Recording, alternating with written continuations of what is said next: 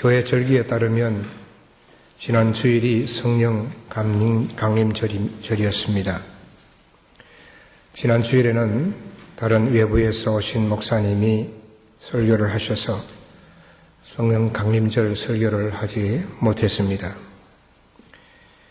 오늘 성령 강림절을 우리가 생각하면서 설교를 하는 것은 성령 강림절이 우리 기독교 역사에서 굉장히 중요한 사건이고 절기이기 때문입니다.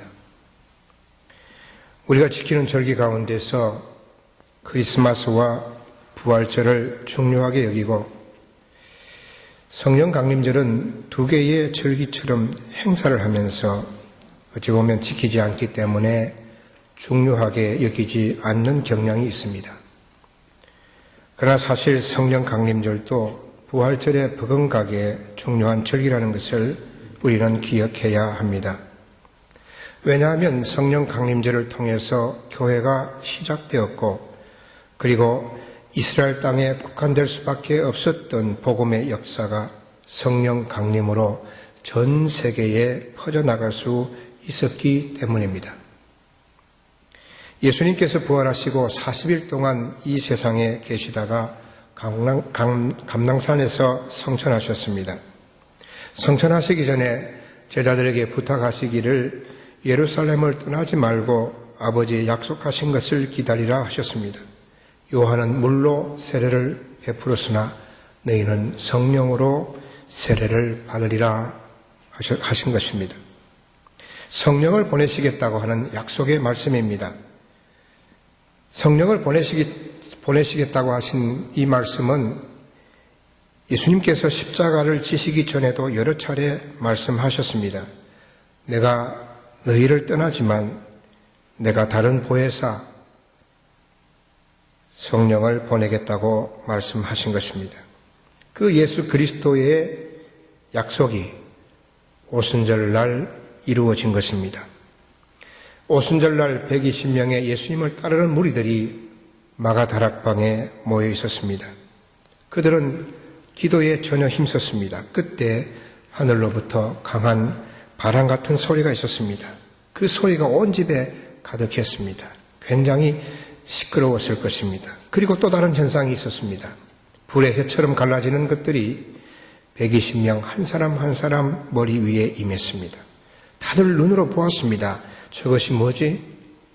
내 옆에 있는 사람, 저 멀리 있는 사람, 자세히 보니 자기 머리 위에도 불이 있는 것입니다. 불 같은 것이 임하지 않는 사람이 한 사람도 없었습니다. 두 가지 특징이 성령이 오시는 현상이었습니다. 바람 같은 쉬 하는 강력한 소리가 있었고 그리고 모든 사람의 머리 위에 눈에 보이도록 불의 혀 같은 것이 임한 것입니다. 이렇게 성령님이 임하셨습니다.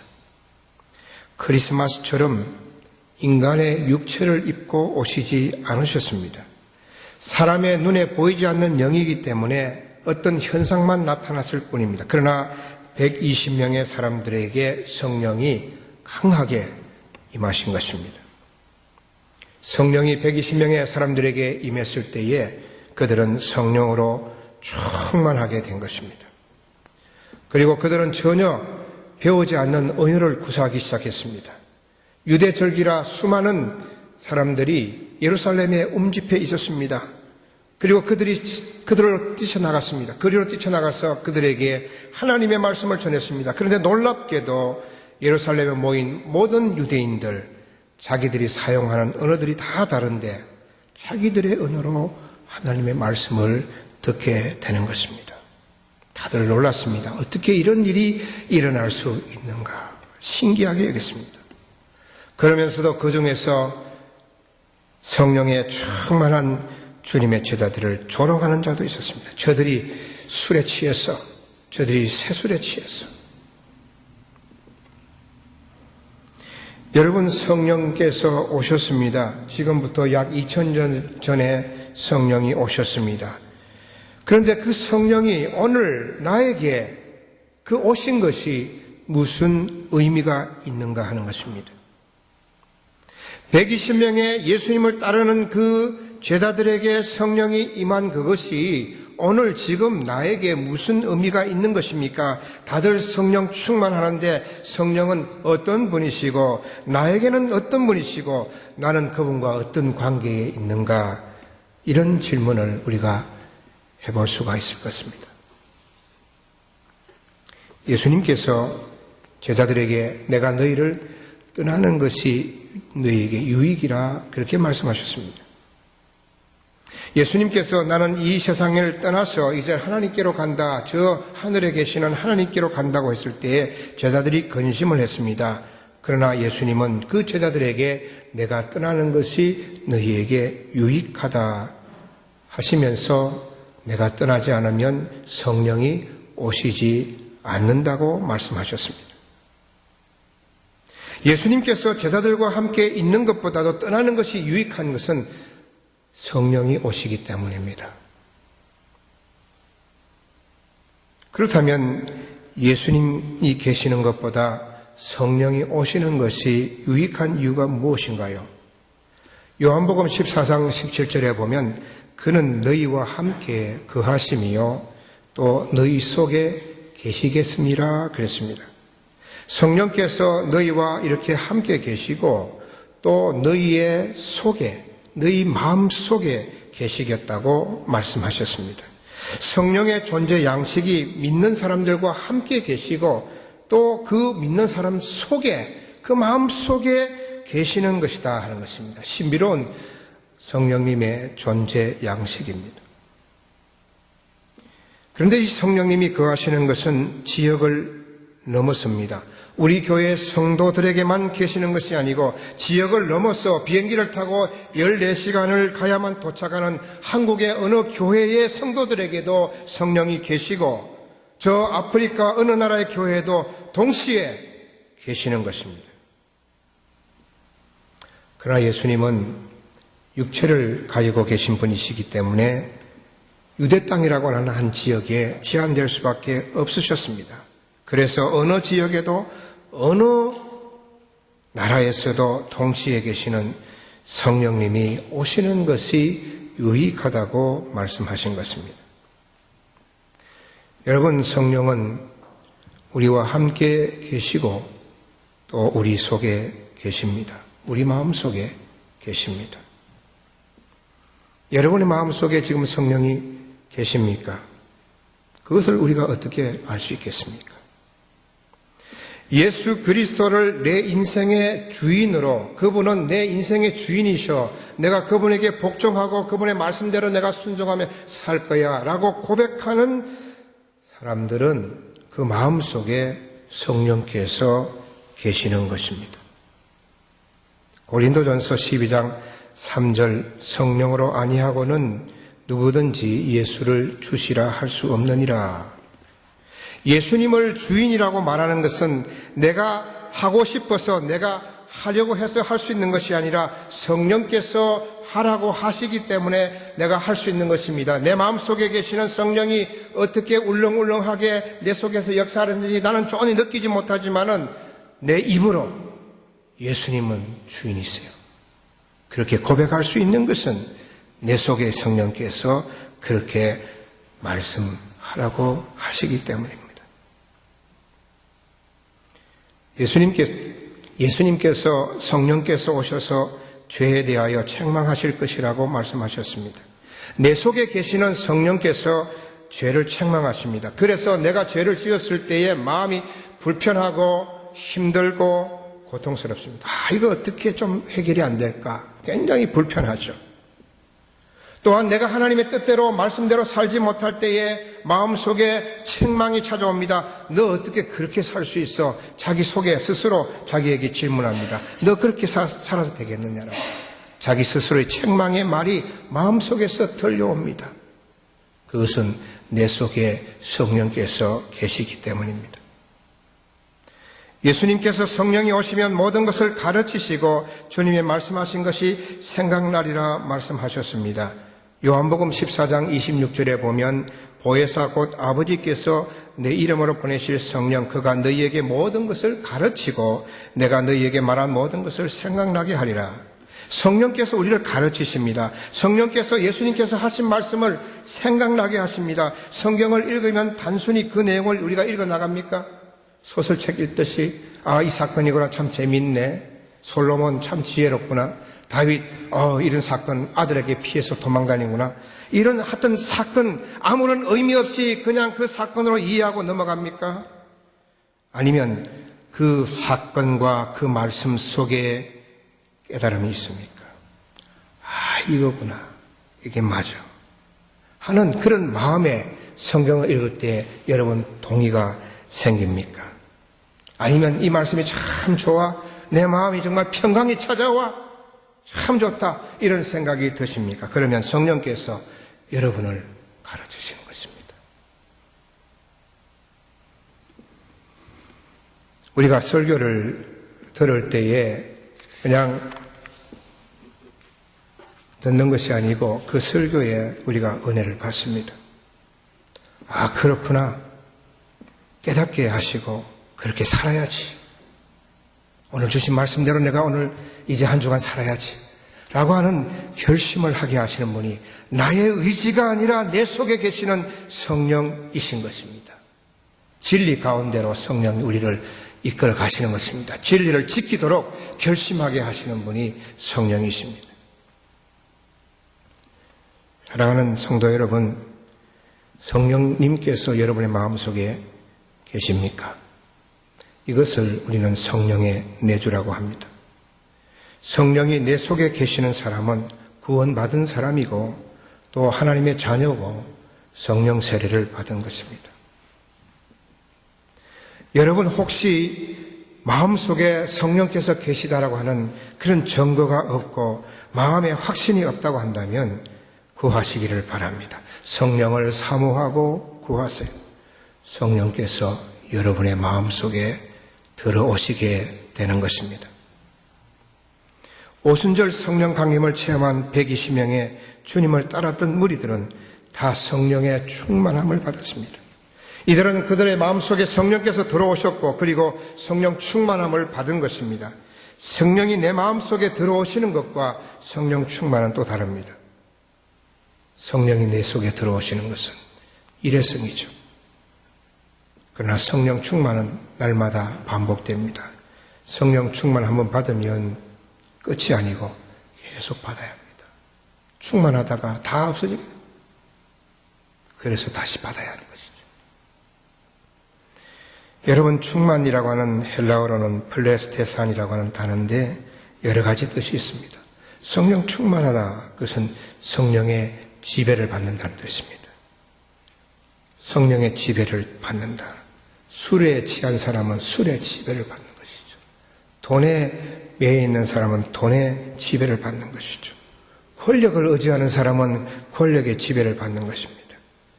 그러나 성령 충만은 성령의 지배를 받는 사람이죠. 성령 충만이라고 하는 것은 흘러 넘친다는 뜻입니다.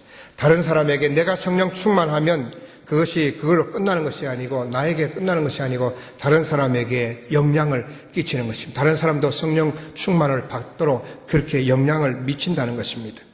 또한 성령 충만은 동력을 준다는 뜻입니다.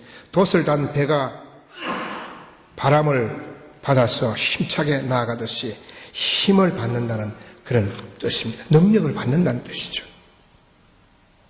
성령 충만이라고 하는 것은 성령의 능력을 받는 것입니다. 여러분, 예수님을 3번이나 부인한 사람입니다. 예수님이 십자가에 죽으시고 그는 참 쓸모없는 사람, 무력한 사람이 되었습니다. 다시 옛날의 초라한 업으로 돌아갔습니다. 그가 다시 태어날 수 있었던 것은 성령 충만했기 때문입니다. 오순절에 성령 강림을 체험하고 그가 성령 충만했기 때문입니다. 여러분, 우리는 하나님의 자녀가 되었죠. 우리는 그리스도인이 되었습니다. 여러분, 신앙생활을 어떻게 하고 싶습니까? 어떤 그리스도인이 되고 싶으십니까? 우리는 살아도 한 번밖에 없는 인생입니다. 이 세상에서 그리스도인으로 사는 것 한 번밖에 기회가 없는데 여러분 모두가 성령으로 충만한 그리스도인이 되시기를 간절히 바랍니다. 에베소서 5장 15절 말씀해 보면 그런즉 너희가 어떻게 행할지를 자세히 주의하여 지혜 없는 자같이 하지 말고 오직 지혜 있는 자같이 하여 세월을 아끼라 때가 악하니라 그랬습니다. 세월을 아껴야 합니다. 세월을 아끼는 사람이 지혜 있는 사람입니다. 17절에 보면 그러므로 어리석은 자가 되지 말고 오직 주의 뜻이 무엇인가 이해하라. 세월을 아끼는 사람은 주의 뜻이 무엇인지 아는 것입니다. 주의 뜻이 무엇입니까? 에베소서 5장 18절에 보면 술 취하지 말라 이는 방탕한 것이니 오직 성령으로 충만함을 받으라. 술 취하지 말고 성령으로 충만함을 받는 것이 주님의 뜻인 것입니다. 세월을 아끼는 사람은 지혜로운 사람이고 지혜로운 사람은 주님의 뜻을 아는 사람이고 주님의 뜻은 성령 충만함을 받는 것입니다. 여러분, 이것은 예수 안 믿는 사람에게 주신 말씀이 아닙니다. 예수 믿는 그리스도인에게 주신 말씀입니다. 그리스도인이 술 취할 수 있고 성령 충만함을 받을 수가 있는데 너희들은 성령 충만을 받으라는 말씀입니다. 여러분, 술 취한다는 것은 단순히 소주나 맥주를 먹어서 술에 취하는 것이 아닙니다. 술에 취한다는 것은 이 세상에 취하는 것입니다. 이 세상의 삶에 취하는 것입니다. 이 세상의 기준으로 사는 것을 말하는 것입니다. 그렇게 살지 말고 성령으로 충만함으로 그렇게 살아가는 것입니다. 왜? 이것이 하나님의 뜻이기 때문입니다. 저와 여러분 모두가 성령 충만한 그리스도인이 되시기를 축원합니다. 성령 충만하기 위해서는 첫째는 사모해야 합니다. 시편 107편 9절에 보면 그가 사모하는 영혼에게 만족을 주시며 줄인 영혼에게 좋은 것으로 채워주심이로다. 사모하는 자에게 만족을 주십니다. 성령 충만하게 하시는 것입니다.